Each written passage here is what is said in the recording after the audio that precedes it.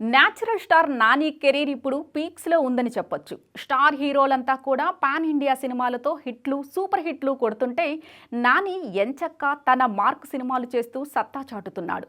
Last year Dasara సినిమాతో తనలోని mass angle చూపించి వావ్ అనిపించేశాడు నాని.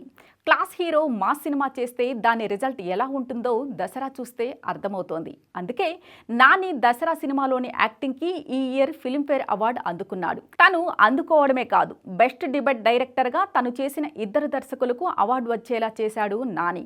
దసరా సినిమాను డైరెక్ట్ చేసిన శ్రీకాంత్ ఓదెలా, హాయ్ నానా సినిమాను డైరెక్ట్ చేసిన సౌరవ్లకు అవార్డులను అందిస్తూ ఒక హీరోగా చాలా గర్వంగా ఫీల్ అయ్యాడు నాని.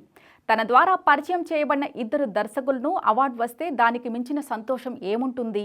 అయితే ఈ క్రమంలో శ్రీకాంత్ ఓదెలా సినిమా గురించి మరో అదిరిపోయే న్యూస్ చెప్పాడు నాని.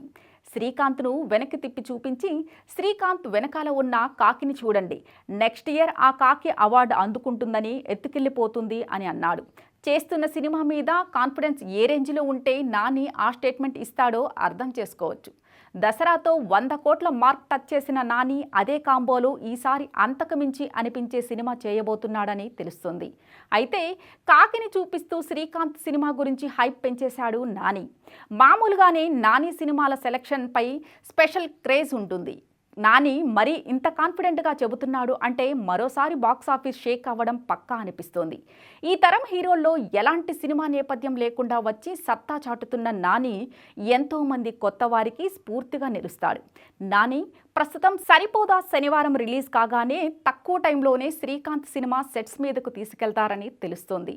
సినిమాను నెక్స్ట్ ఇయర్ సమ్మర్ లేదా సెకండ్ హాఫ్లో రిలీజ్ చేసే ప్లాన్ ఉందని తెలుస్తోంది.